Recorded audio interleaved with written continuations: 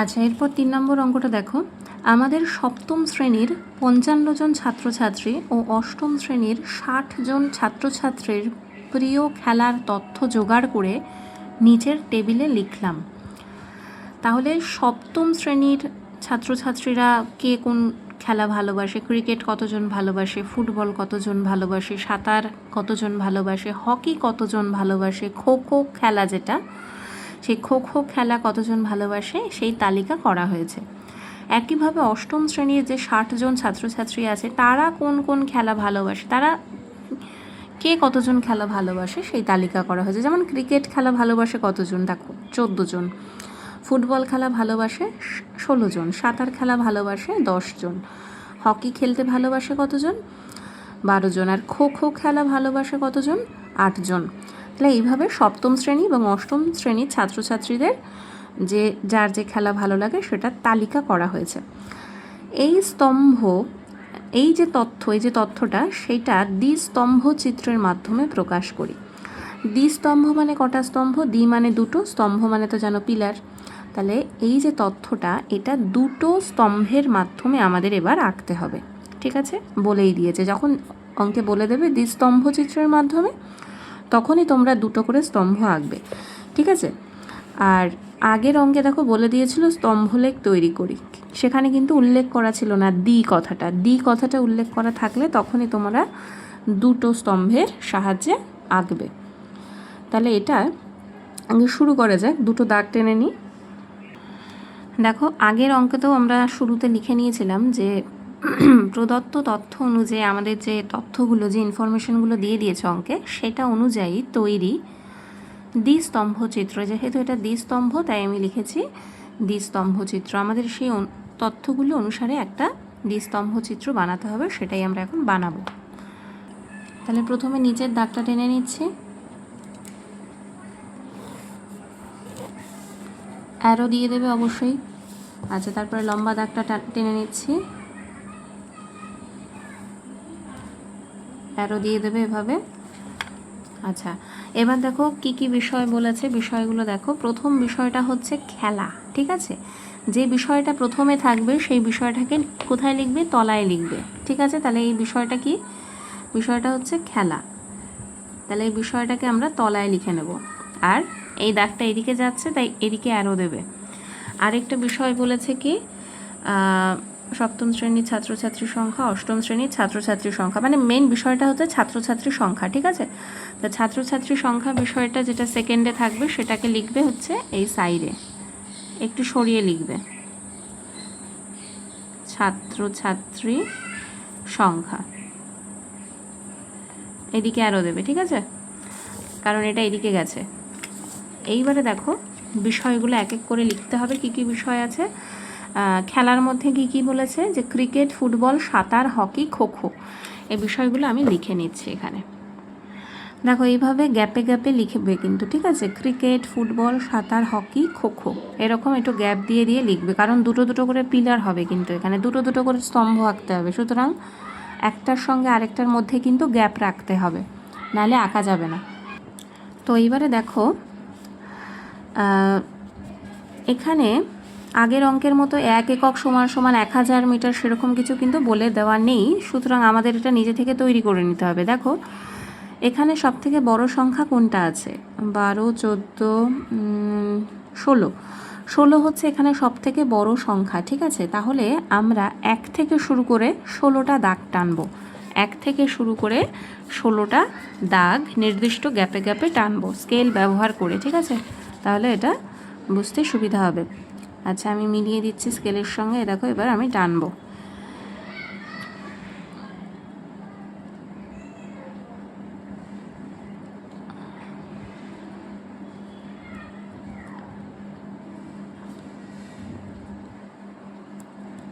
এক, 2, 3, 4, 5, 6। আচ্ছা, আরেকটু গ্যাপ কমাতে হবে, নালে কিন্তু এই 16টা দাগ টানা খুব মুশকিল। ঠিক আছে, আমি তো গ্যাপ কমিয়ে নিচ্ছি। গ্যাপ না কমালে এটা 16টা দাগ আঁকা যাচ্ছে না। ঠিক আছে, কমিয়ে নিচ্ছি গ্যাপ।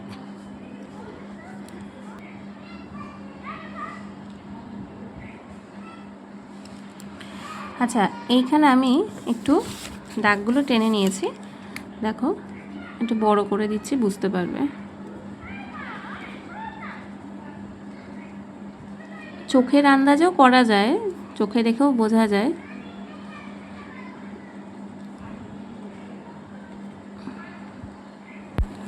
তো এখানে আমি লিখে নিচ্ছি 1 থেকে 16টা। 1 2 3 4 5 6 7 8 9 10 11 12 13 14 15 16, ঠিক আছে, এই 16টা দাগ। তো এবার দাগ তো টানা হয়ে গেল। এবার দেখতে হবে যে সপ্তম শ্রেণীতে প্রথম যে বিষয়টা রয়েছে ক্রিকেট। ক্রিকেট খেলা সপ্তম শ্রেণীতে কতজন ছাত্রী ভালোবাসে? 12 জন। আর অষ্টম শ্রেণীতে 14 জন ভালোবাসে।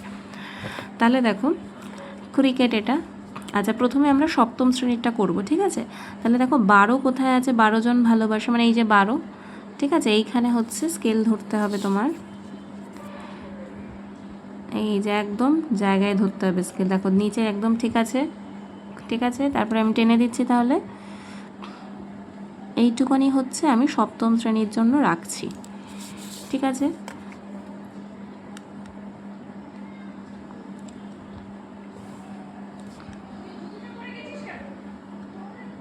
এইখানে স্তম্ভগুলো না খুব বেশি বেশি বড় বানাবে না, নাহলে দুটো পাশাপাশি কিন্তু করা যাবে না। আর হচ্ছে অষ্টম শ্রেণীর ছাত্রছাত্রীরা হচ্ছে টোটাল 14 জন ভালোবাসে ক্রিকেট খেলা, এই যে 14। তাই এইখানে আমার ধরতে হবে স্কেল, দেখতে হবে সমান আছে কি না। হ্যাঁ সমান আছে। এবার এখানে একটা ডট দিয়ে দিচ্ছি, এই যে একদম গায়ে গায়ে বানাবে কিন্তু, এই দাগের সঙ্গে এই দাগ যেন একদম মিলে যায়, ঠিক আছে। এইভাবে দুটো স্তম্ভ বানাতে হবে।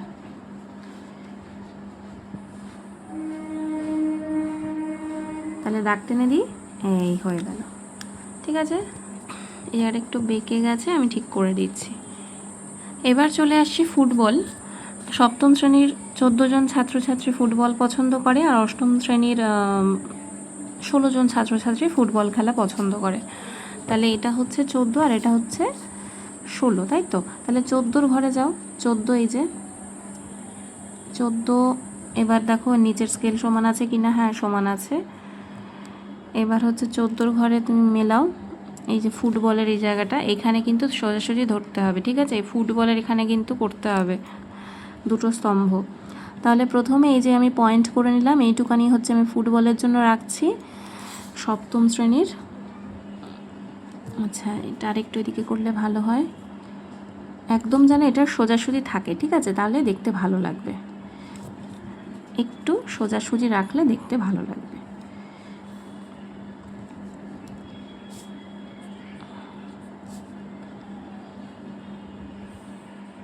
হয়ে গেল। এইবার অষ্টম শ্রেণীর কতজন ভালোবাসে ফুটবল? ফুটবল খেলা কতজন ভালোবাসে? 16 জন। তাহলে আমি এই 16তে ধরেছি, নিচের দাগ ঠিক আছে। এইবারে দেখো এই যে এখানে ডটটা দিচ্ছি, এটার সঙ্গে এটা একদম গায়ে লাগিয়ে করতে হবে কিন্তু, ঠিক আছে। এই যে এবার টেনে দিচ্ছি, তাহলে হয়ে গেল এটাও। এবার দেখো সাঁতার।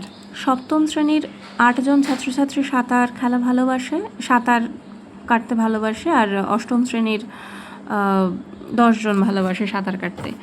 তাহলে চলো প্রথমে হচ্ছে 8, সপ্তম শ্রেণীরটা আগে করবে, যেটা আগে দেওয়া সেটা আগে করবে। এই যে 8-এ আমি মিলিয়েছি, দেখো নিচেরটা কি মিলে গেছে, নিচেরটা মিলে গেছে। হ্যাঁ এবার 8-এর সঙ্গেও মিলিয়েছি, এই যে ঠিক সাঁতারের এখানে করতে হবে কিন্তু। হ্যাঁ তাহলে এখানে দুটো ডট দিয়ে দিচ্ছি, মেলাবো, এই একটা এই একটা, হয়ে গেল দুটো। এইবারে চলে আসছি অষ্টম শ্রেণীতে হচ্ছে 10 জন ভালোবাসে সাঁতার কাটতে। তাহলে 10-এর ঘরে এই যে কাঁটাটা আমি ধরেছি, এই যে এবার স্কেল ধরে দেখছি এইখানটা আসছে। তাহলে এটার সঙ্গে এটা মিলিয়ে দাও, এই যে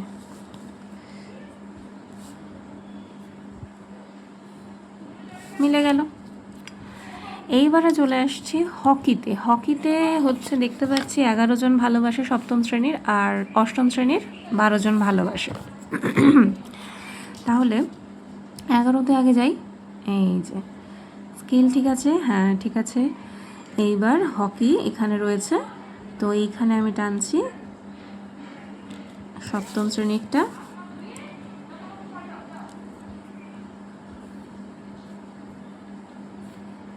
হকি হয়ে গেল।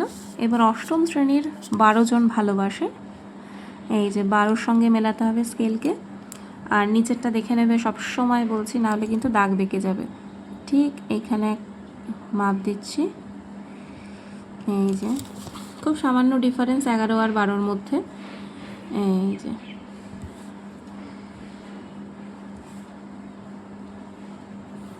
হয়ে গেল, হকিটাও হয়ে গেল। এবার আসছি খো খো। খো খো খেলা, এটা হচ্ছে সপ্তম শ্রেণীতে 10 জন ভালোবাসে। এই যে 10-এর ঘরে নিয়ে গেছি, একদম নিচেরটা ঠিক আছে। এইবার খোকোর জায়গায় এই যে খো খো এখানে মেলাবে, এই যে দুটো বিন্দু দিয়ে দেবে।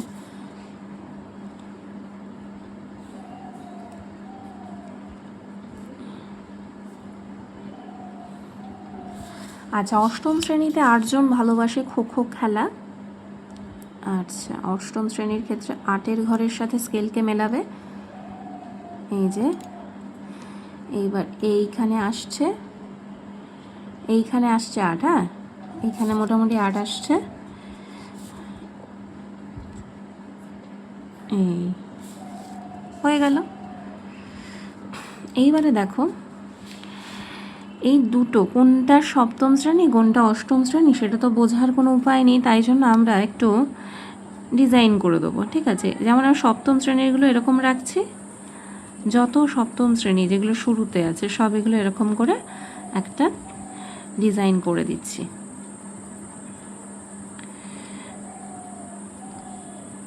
আর অষ্টম শ্রেণীর যেগুলো আছে সেগুলো আমি একটুখানি ডট ডট ডট ডট করে দিচ্ছি, ঠিক আছে, যাতে দুটো আলাদা, সপ্তম শ্রেণীর আলাদা স্তম্ভ, অষ্টম শ্রেণীর আলাদা স্তম্ভ, এটা যাতে বোঝা যায়, ঠিক আছে, সেই জন্য এইরকম করে দিচ্ছি।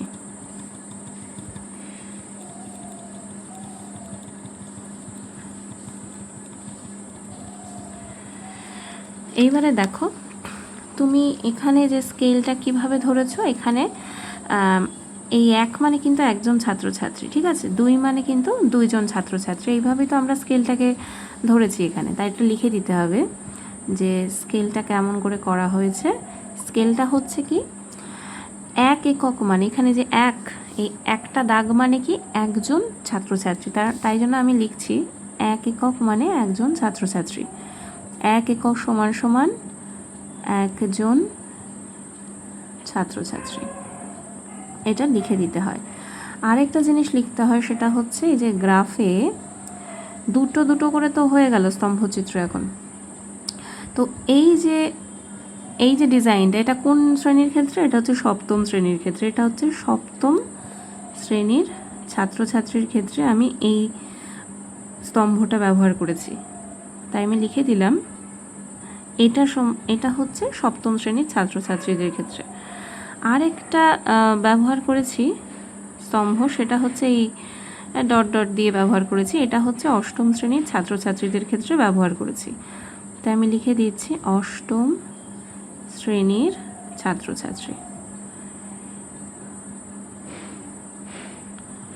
ঠিক আছে। এই হয়ে গেল আর কি, পুরোটা দেখে নাও এই রকম। এবার আমরা করব 4 নম্বরের অঙ্কটা। কৃষ্ণনগরের এক কুমোরের 5 মাসের মাটির পুতুল ও শোলার তৈরি পুতুলের তথ্য নিচের টেবিলে লিখলাম। এই তথ্য দ্বিস্তম্ভ চিত্রের মাধ্যমে প্রকাশ করার চেষ্টা করি। তো এখানে যেটা বলেছে, কৃষ্ণনগরের এক কুমোর, সে 5 মাসে মাটির পুতুল এবং শোলার পুতুল দুটোই তৈরি করেছে, এবং সে 5 মাস হচ্ছে জানুয়ারি, ফেব্রুয়ারি, মার্চ, এপ্রিল, মে।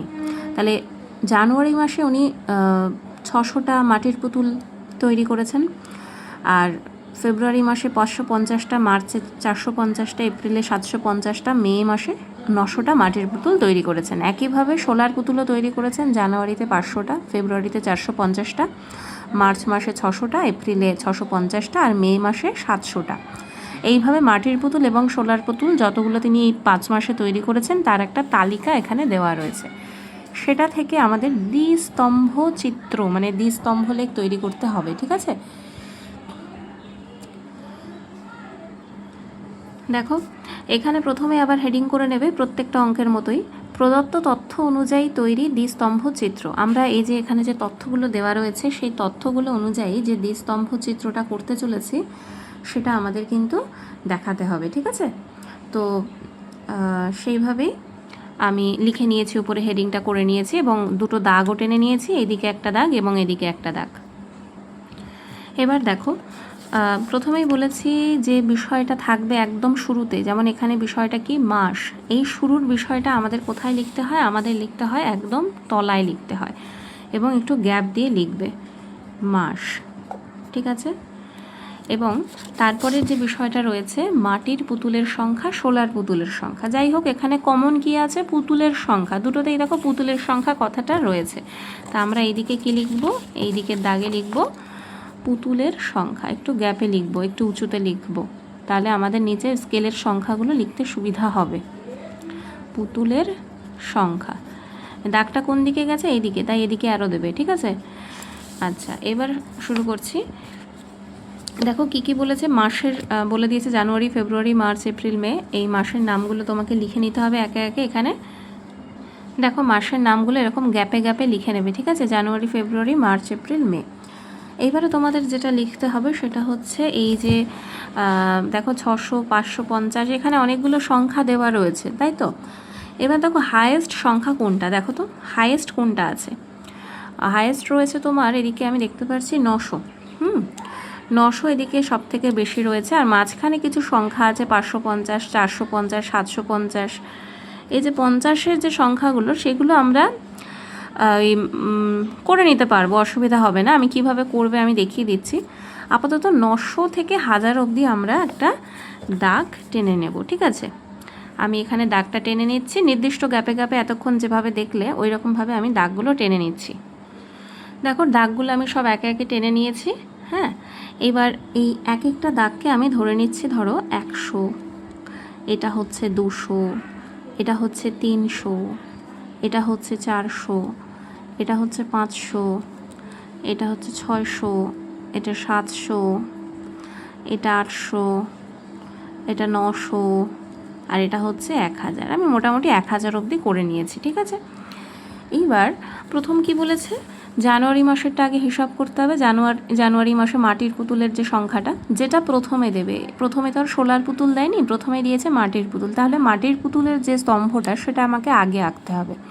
তো মাটির পুতুল হচ্ছে 600 আর শোলার পুতুল হচ্ছে 500।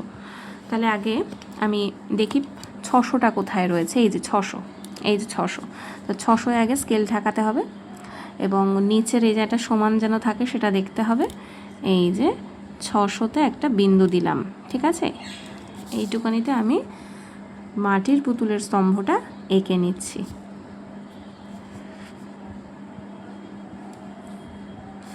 একইভাবে আমি শোলার পুতুলের যে স্তম্ভ যেটা হচ্ছে 500টা আমাকে এঁকে নিতে হবে।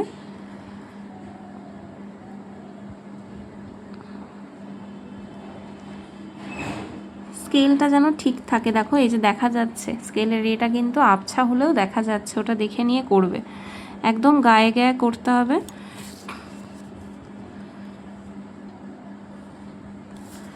দেখো হয়ে গেল মাটির পুতুল আর শোলার পুতুল।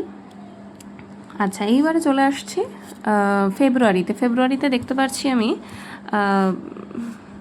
মাটির পুতুল তৈরি করেছেন 550টা আর শোলার পুতুল তৈরি করেছেন 450টা। তাহলে 550, আগে 500-র ঘরে যাই, এই যে 500 আর 550 মানে 550, তাহলে 550 মানে কি, 550 মানে হচ্ছে 500 আর 600 ঠিক মাঝখানটাই তো 550। ঠিক তাই তো, ঠিক এই জায়গাটায় আমি স্কেলটা বসাচ্ছি মিডিল।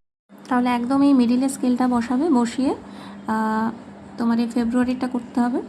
তাহলে এই ঠিক ফেব্রুয়ারির উপরে, এই যে ফেব্রুয়ারি, এই ফেব্রুয়ারির উপরে তুমি এই দাগ দিয়ে দেবে। ঠিক আছে, দুটো দাগ দিয়ে দেব। আচ্ছা, বেশি এদিকে আসলে না সরে আসবে, বেশি এদিকে আসলে হবে না, বেশি এদিকে আসলে গায়ে গায়ে চলে আসবে, করা যাবে না। মোটামুটি এতটা থাকলেই হবে। আচ্ছা, এইবারে দেখো ফেব্রুয়ারিতে সোলার পুতুল তৈরি করেছে 450টা, তাহলে 450 মানে 400 আর 500 ঠিক মিডিলটা, ঠিক মিডিলে স্কেল ধরো। স্কেল ধরে এবার এখানে চলে আসো, ঠেকাও, এই যে এরকম জায়গায় আসছে, এই যে এরকম জায়গায় আসছে, তাহলে এখান থেকে টেনে দিতে হবে। এই হয়ে গেল ফেব্রুয়ারি। এবার মার্চে হচ্ছে 450টা মাটির পুতুল তৈরি করেছে। 450টা মাটির পুতুল মানে ওই 400-500 মাঝখানে 450 হচ্ছে, সেখানে যেতে হবে। আর মার্চ এই যে এইখানটা আসছে, এইরকম জায়গায় আসছে।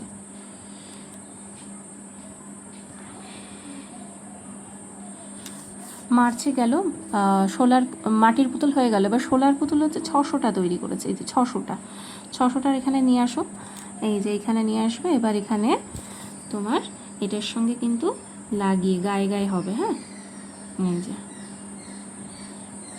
হয়ে গেল এটা। ঠিক আছে, এপ্রিলে করেছে 750টা মাটির পুতুল, তাহলে 750 মানে 700-800 ঠিক মাঝখানটা 750। এবার এখানটা তোমার স্কেল ঠেকাতে হবে, স্কেল ঠেকিয়ে এবার তোমার এপ্রিল, এই যে এপ্রিলের উপরে আসবে, এসে এই যে এইখানে প্রথম দাগটা টেনে দিতে পারো এইভাবে। আচ্ছা, এই হ্যাঁ, এইভাবে স্তম্ভটা আঁকবে। এবার হচ্ছে 650টা করেছে সোলার পুতুল এপ্রিলে। 650 মানে 600 আর 700 ঠিক মাঝখানটা আসতে হবে। মাঝখানটা আসলে এরকম হয়, ঠিক এরকম জায়গায় হয়, ঠিক আছে, বেশি যেন বড় না হয় সেটা খেয়াল রাখতে হবে। আচ্ছা, এপ্রিলেরটা হয়ে গেল। এবার মেতে 900টা মাটির পুতুল করেছে। 900 মানে এই যে 900 ঘরে আসতে হবে, 900টা মানে এই রকম একটা জায়গায় আসছে, ঠিক আছে, এই। আচ্ছা, এবার হচ্ছে মেতে সোলার পুতুল করেছে 700টা, তাহলে 700 ঘরে আসো, এই যে 700 ঘর, 700 ঘরে এসে সোলার পুতুলটা দেখিয়ে দিতে হবে, এই যে। তাহলে দেখো আঁকাটা মোটামুটি হয়ে গেল। এবার কোনটা সোলার পুতুল কোনটা মাটির পুতুলের স্তম্ভ সেটা তো বোঝা যাবে না, এটা বুঝিয়ে দেওয়ার জন্য এরকম ডিজাইন করে দেবে। আমি মাটির পুতুলগুলোকে এইরকম করে ডিজাইন করে দিচ্ছি, আর সোলার পুতুলগুলোকে ডট ডট করে ডিজাইন করে দেবো, এই যে।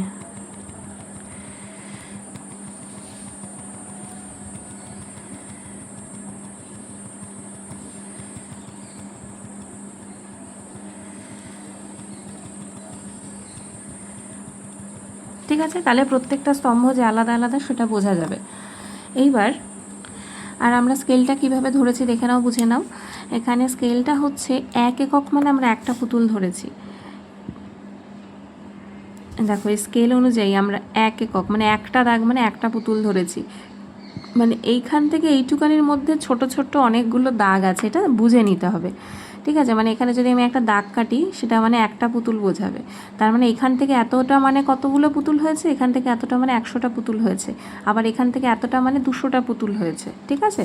তাই স্কেলটা আমি কিভাবে ধরছি, যে 1 একক মানে একটি পুতুল, ঠিক আছে। অত ছোট ছোট দাগ তো আঁকা যায় না, সম্ভব না, তাহলে তোমাকে এখানে মানে পৃষ্ঠাই শেষ হয়ে যাবে। আচ্ছা, এবার চলে আসছি মাটির পুতুল। তাহলে মাটির পুতুলের আমার স্তম্ভগুলো কেমন এরকম, তাহলে এটা কিসের স্তম্ভ, মাটির পুতুলের স্তম্ভ।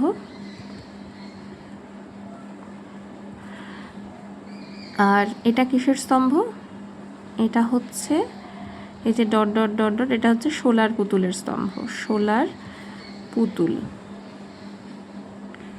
ঠিক আছে। ব্যাস, এই অঙ্কটা হয়ে গেছে।